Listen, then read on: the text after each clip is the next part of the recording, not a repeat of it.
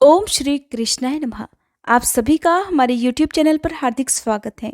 आज की इस वीडियो में आप जानेंगे कार्तिक पूर्णिमा के बारे में। कार्तिक पूर्णिमा को देव दिवाली भी मनाई जाती है।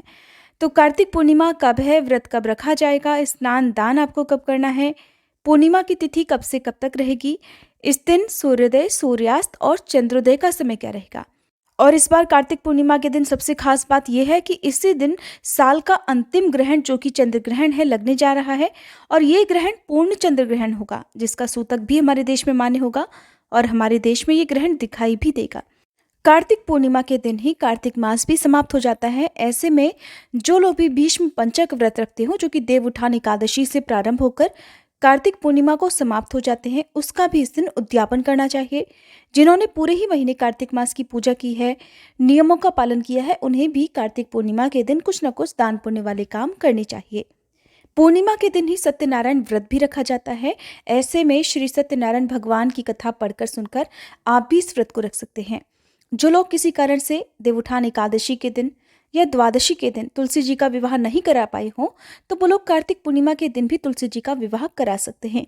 लेकिन ग्रहण पड़ने के कारण इस बार 7 नवंबर सोमवार को पूर्णिमा का उपवास रखा जाएगा। और अगर जानकारों की माने तो 8 नवंबर को कार्तिक पूर्णिमा के दिन ग्रहण लगेगा, इसलिए इस बार देव दिवाली भी 7 नवंबर सोमवार के दिन ही मनाई जाएगी।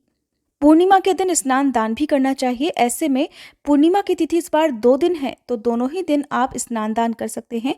तो ऐसे में आप 7 नवंबर को तो स्नान दान करके व्रत रखेंगे ही, लेकिन ग्रहण की समाप्ति के बाद या ग्रहण के समय भी कुछ न कुछ दान अवश्य करना चाहिए। अगर संभव हो तो 8 नवंबर को आप गंगा जी में या फिर काशी जी में या फिर किसी भी पवित्र तीर्थ स्थल पर जाकर स्नान कर सकते हैं। नहीं तो घर पर ही गंगा जल मिलाकर स्नान कर सकते हैं।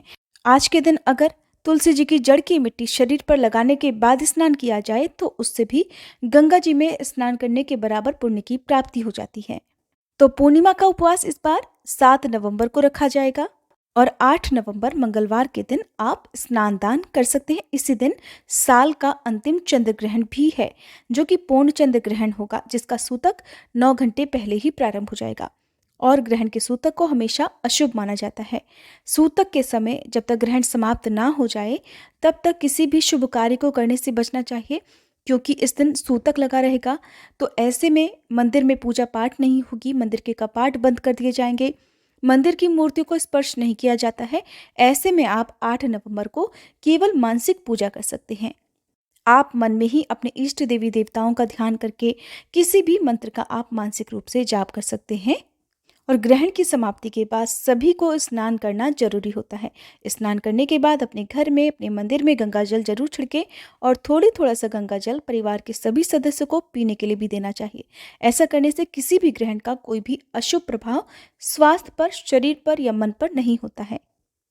पूर्णिमा की तिथि प्रारंभ होगी 7 नवंबर की शाम 4:17 से, जिसकी समाप्ति होगी 8 नवंबर मंगलवार की शाम 4:32 पर। ऐसे में अगर उदय तिथि की बात करें तो 8 नवंबर को ही उदय तिथि है, लेकिन जैसा कि मैंने आपको बताया कि उदय तिथि में इस बार व्रत ना रखकर एक दिन पहले ही व्रत रखना ज़्यादा शुभ और उत्तम रहेगा। पूर्णिमा के दिन जो लोग उपवास रखते हैं उनका उपवास रात को चंद्र देवता की पूजा करके और चंद्र देवता को अर्घ करके ही पूर्ण होता है। तो 7 नवंबर की शाम को आप चंद्र देवता की पूजा भी बिल्कुल आराम से कर सकते हैं। और अगर आप इस दिन जो दान देना चाहते हैं वो ना दे पाएँ तो आप दान में दी जाने वाली सामग्री उठाकर रख दें और अगले दिन ग्रहण की समाप्ति के बाद या ग्रहण के समय भी दान कर सकते हैं, क्योंकि अगले दिन यदि आपने मंदिर में कोई भी सामग्री रखी है तो उसे नहीं छूना चाहिए। और फिर नहीं तो 8 नवंबर को आप सुबह चंद्र ग्रहण का सूतक प्रारंभ होने से पहले पहले स्नान भी कर सकते हैं और दान भी दे सकते हैं।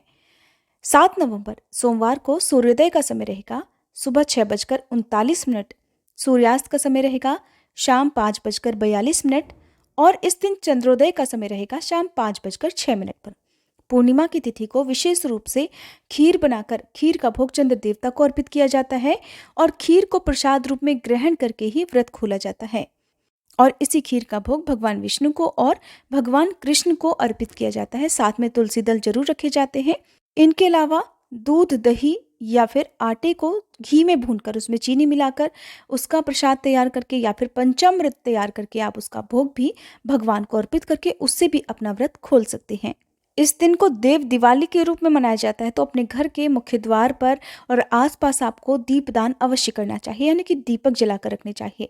आज के दिन आप कम से कम 14 दीपक जरूर जलाएं, क्योंकि इस दिन भी माँ लक्ष्मी जी धरती पर विचरण करती हैं और अपने भक्तों के घर में सदा के लिए वास करती हैं। 8 नवंबर मंगलवार को सूर्योदय का समय रहेगा सुबह 6:40, सूर्यास्त का समय रहेगा शाम 5:41 और चंद्रोदय का समय रहेगा शाम 5:42। क्योंकि इस दिन चंद्रमा अपनी 16 कलाओं से परिपूर्ण होते हैं और पूरी रोशनी धरती पर बिखरी होती है। ऐसे में क्योंकि 8 नवंबर को जब चंद्र ग्रहण लगेगा, तो उस ग्रहण के समय आप बाहर निकलने से बचें। खासकर प्रेग्नेंट लेडीज को, बुजुर्गों को, महिलाओं को या फिर बच्चों को ग्रहण की रोशनी में, चंद्रमा की रोशनी में आने से बचना चाहिए, क्योंकि ऐसा माना जाता है कि अगर ग्रहण लगा होता है, उसमें यदि चंद्रमा को खुली आंखों से, नंगी आंखों से, बिना किसी लेंस के, बिना चश्मे के देखा जाए, तो आंखों की रोशनी भी जा सकती है या आंखों से संबंधित रोग भी हो सकते हैं। जहां तक हो सके, जब ग्रहण काल प्रारंभ हो जाए, तब उस समय प्रेग्नेंट लेडीज को चंद्रमा की रोशनी में आने से बचना चाहिए और ज़्यादा सावधानी बरतने के लिए आप अपने घर की खिड़की, दरवाजों पर पर्दा ढक सकते हैं। मंदिर के कपाट तो बंद करने ही चाहिए। साथ ही सभी को अपने अपने धर्म की मान्यताओं के अनुसार ग्रहण की शुद्धि के लिए जो भी आवश्यक कार्य किए जाते हैं, वो ग्रहण की समाप्ति के बाद जरूर करने चाहिए।